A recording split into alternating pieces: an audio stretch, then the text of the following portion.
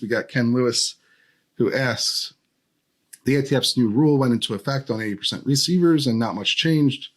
They are still for sale. So what did the rule accomplish? And what does that say about the pistol arm brace rule that is forthcoming?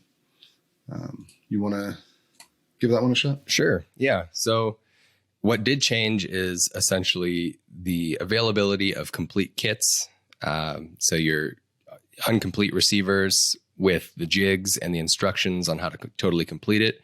Those did get pulled, especially from the bigger companies that were selling them, like Polymer 80. They've complied with the new rules.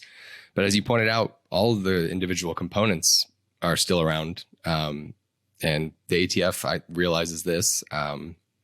Obviously, I think a lot of the media and maybe perhaps some political actors were caught off guard by this, because you've seen a lot of coverage in recent weeks about, ghost gun companies are still producing. What's going on? Are they flaunting the ban? And that's if you followed what we covered this, if you followed what the ban actually said, it was that, hey, the kits are no longer allowed to be sold together. And that's exactly what happened. So, it didn't accomplish. It accomplished what it set out to do if you take just the literal words of the rule. But I think some political actors were expecting a more comprehensive blockade on the supply of ghost gun, or of so-called ghost guns. And that's obviously not what happened. Yeah. I mean, the problem with rulemaking is that you can only do so much. Right. You can't just invent a new law out of thin air. I mean, obviously some people will argue that is what they do, but and perhaps this is being challenged in court and could, much like the bump stock ban, could eventually be struck down. But there really is a more limited range of options when you're trying to work from current law and interpret it in certain ways. The redefinition of what a receiver is to include, unfinished parts, and as they're included when they're combined with kits that help you to finish them, that has probably more standing than maybe the bump stock ban, just because it's the definition of receiver and frame are effectively left up to regulators under federal law. There's a specific definition under federal law, and so what they were working from previously was just a rule made by the federal government or the regulators at the time, and now they're changing that rule. Is it overly broad? I mean, probably it's pretty broad, but it's something that at least is in the area of rulemaking, and they can't just go out and ban private gun making, for instance, because they'd need an actual federal law to do that, which would, right, likely be unconstitutional under the Bruin standard. But either way, it's not surprising to us, right, that this is how things turned out with the ghost gun rule, because this is what the rule said. It's going, and it's really in line with what the ATF was already doing before the rule came down. They were already going after these buy, build, shoot kits, or whatever. And so they're just trying to whittle those down to the point where you can only basically sell the bare components, and you can't sell them together, which is, of course, logically is still quite questionable as to the idea that a non-functioning receiver combined with, drill bits and a jig is the same thing as a functioning firearm, is, still going to be legally and logically questionable. But yeah, it never was going to do what the gun control advocates said it would. And it doesn't, and people are surprised by that. And you wouldn't be if you read the reload, right? That's right. But as for the pistol brace rule, I think that one is a bit more substantial in its effects. And actually, we have another question on this from Cody Claxton, who who asks, given the upcoming pistol brace ATF rule enforcements, there seems to be a lot of confusion around these, pistols. People are still selling guns with braces attached out there on the market.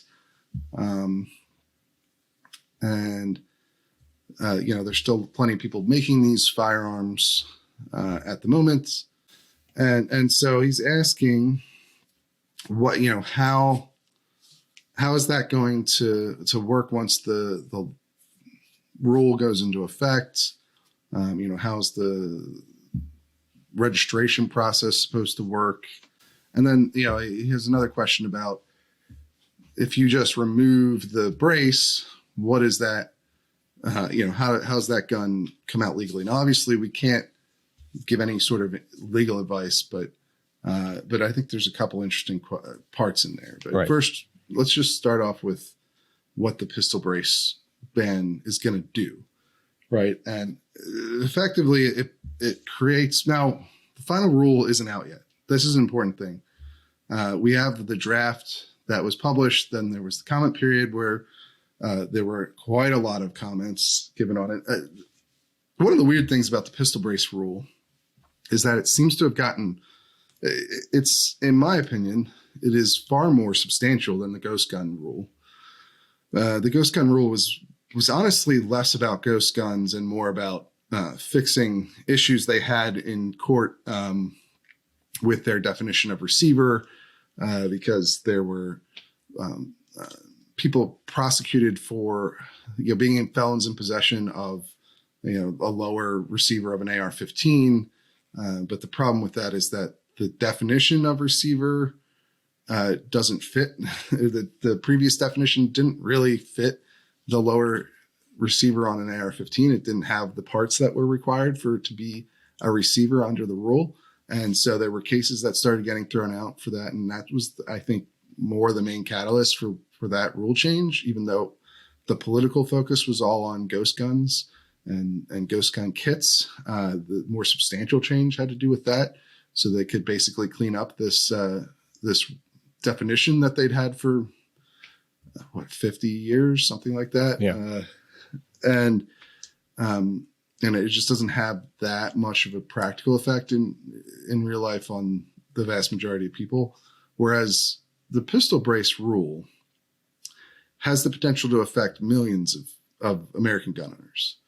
Because if you look at the draft, now this could change because by the time they publish the final rule, which is scheduled for December.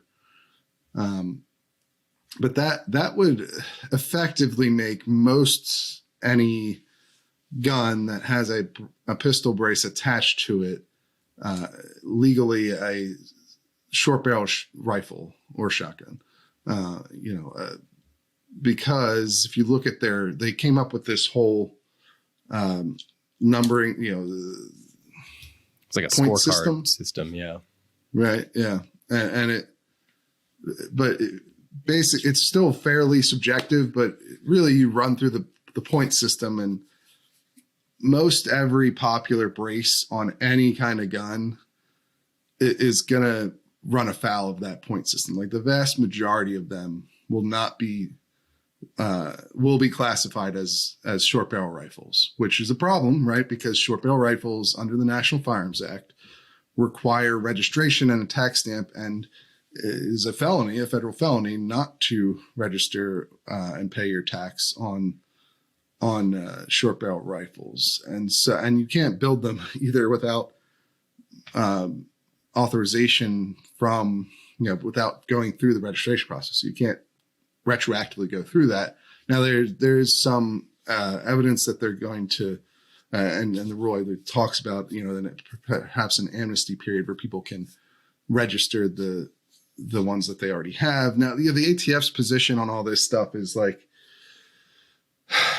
is extremely frustrating, I think, to a lot of people. But it's always basically been that, we only judge the guns themselves, not the individual components. So they've always, even though they've given out authorization letters that say, this brace on this gun is fine. is not an SBR or an SBS or whatever. They've always tried to maintain this position that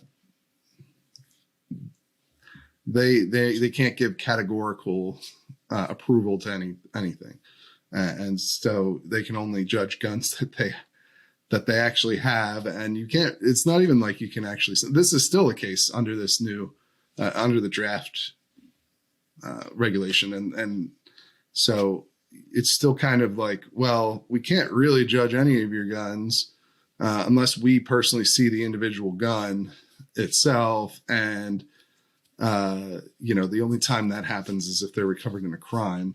So you just might be a felon and not know it, sort of thing. Now they give you the point system. The idea is you're supposed to be able to look at your own gun and try to go through this point system and figure out if your gun is, the way it's set up is illegal. But it's still fairly subjective, and I think reading it broadly would put most braced ARs under the SBR requirement.